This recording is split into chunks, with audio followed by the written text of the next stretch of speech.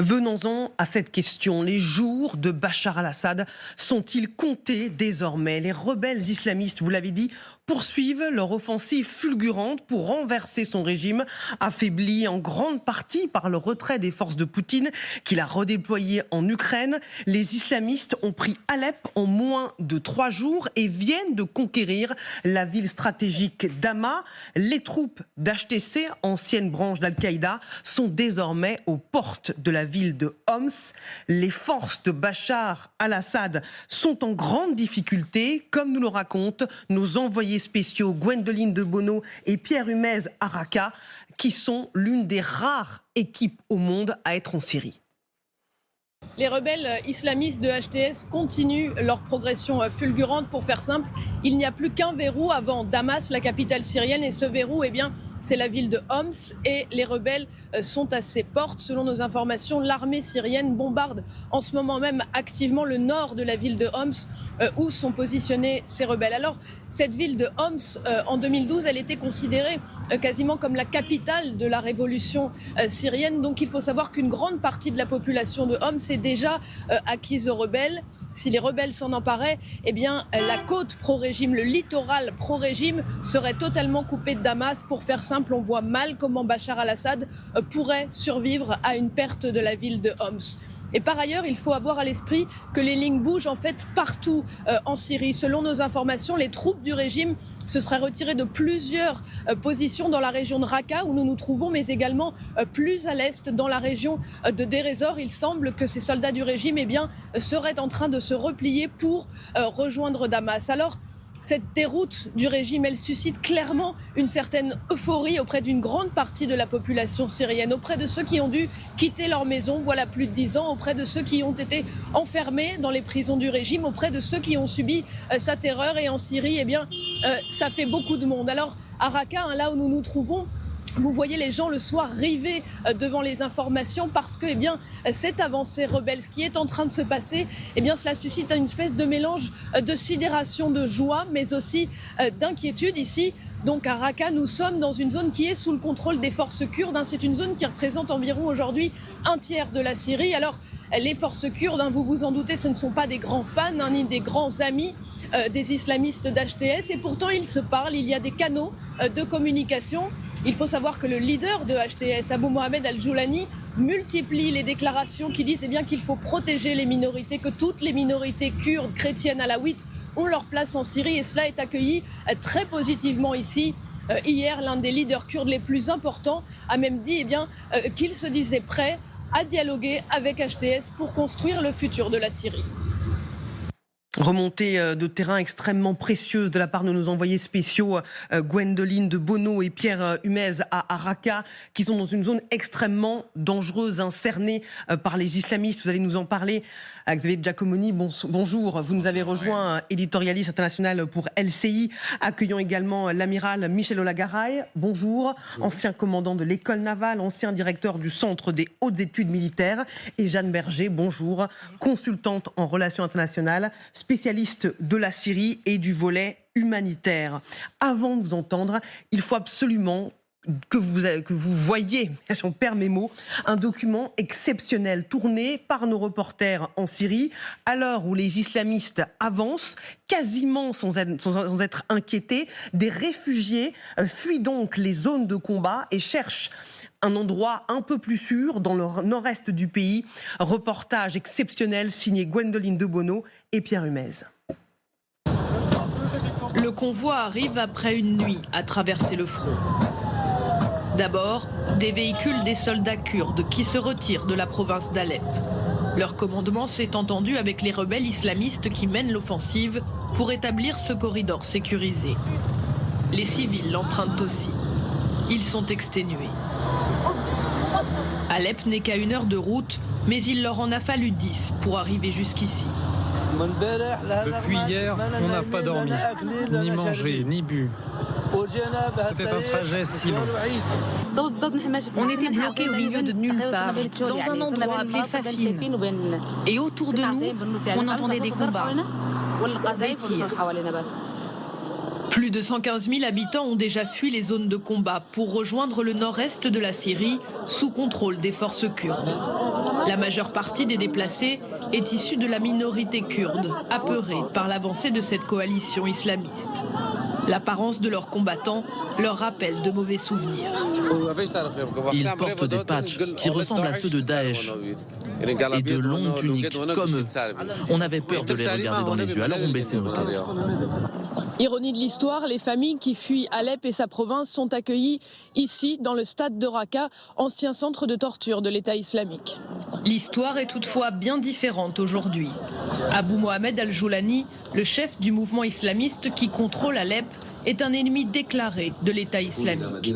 Depuis le début de l'offensive, il multiplie les déclarations pour rassurer les minorités syriennes, autrefois persécutées par les fanatiques de Daesh.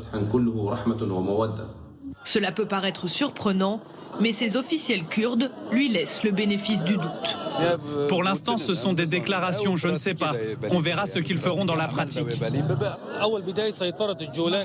que Joulani a pris le contrôle de l'Est et de la ville d'Alep, je fais partie de ceux qui disent que Joulani tient ses promesses sur ce point. C'est certain, il ne commet pas de crime. Un autre convoi de 15 000 réfugiés est toujours bloqué dans la région d'Alep. Personne ne semble pouvoir les joindre.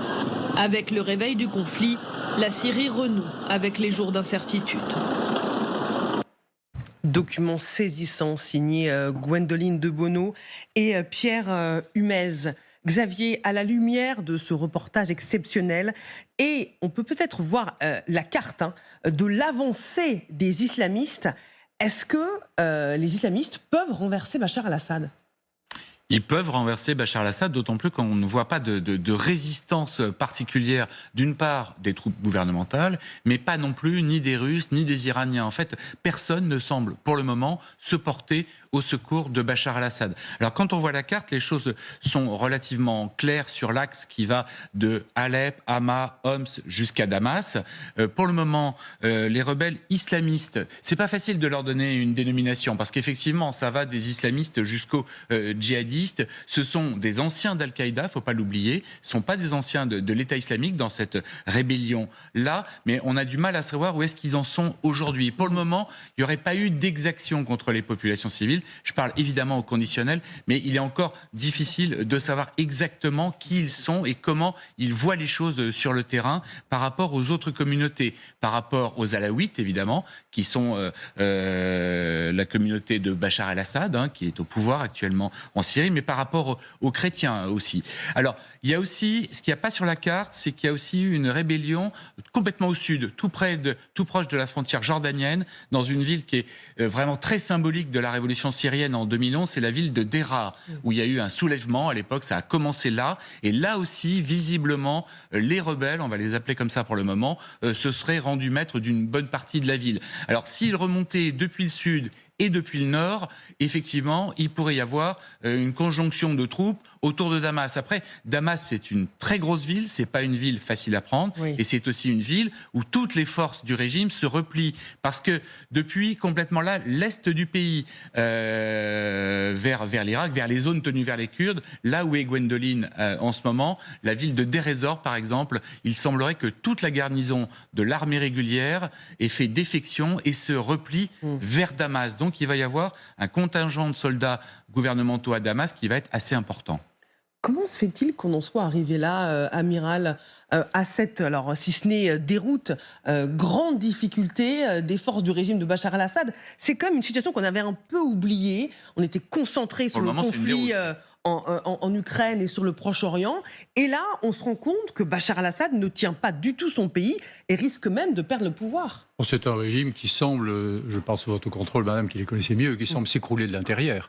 Parce que quand une armée recule, se débande, ne résiste pas, ou qu'on la ramène vers Damas pour faire un dernier bastion, ça signifie que c'est à l'intérieur que le pourrissement a commencé.